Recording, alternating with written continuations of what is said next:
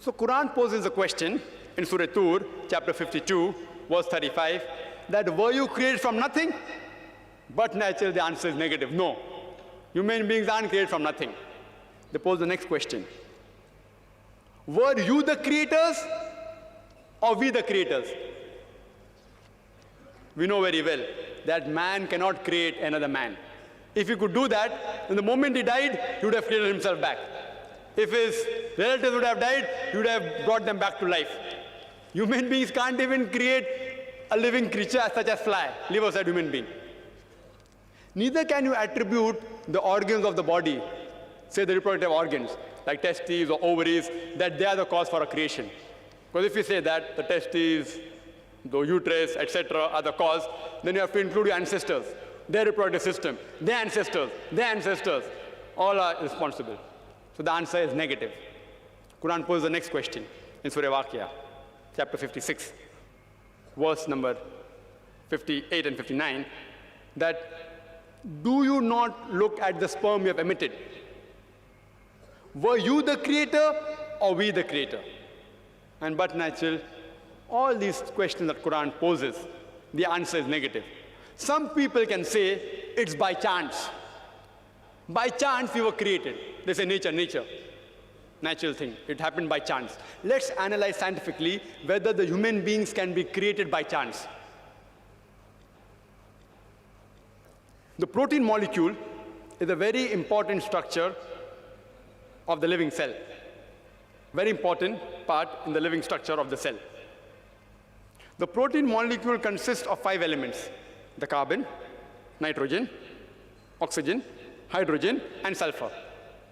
And there are tens and thousands of atoms required to make one molecule.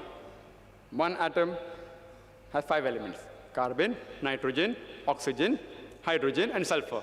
There are tens of thousands of atoms which make one protein molecule. And there are approximately 92 free elements.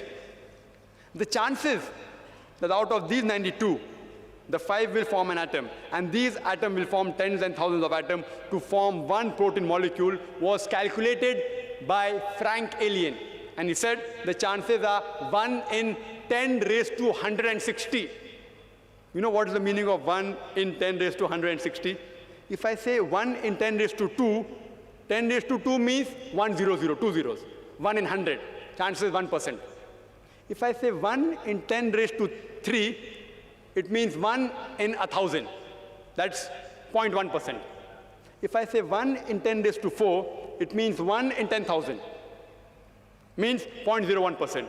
So when the calculation was made, 1 in 10 raised to 160, it means 0.00000, 157 zeros, then 1. And mathematics tells anything 1 in raised to 10 raised to 50, it's counted as 0.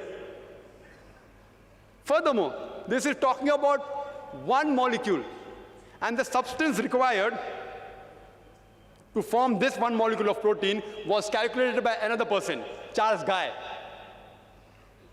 That it will require millions of times of substance as huge as our galaxies.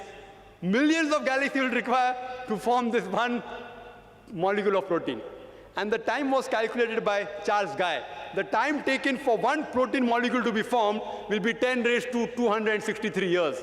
You know what is that? 1000000, 263 zeros it will take to form one protein molecule. And do you know there are how many protein molecules in one cell? And do you know how many other molecules are there in the cell? And how many cells are there in the human being? There are more than 6 billion molecules when a child is born. That's what doctors tell us today. 6 billion. One more protein molecule takes 1 in 10 raised to 160 chances. Time taken is 10 raised to 263 years. To take 6 billion for one baby, imagine. And how many women are pregnant?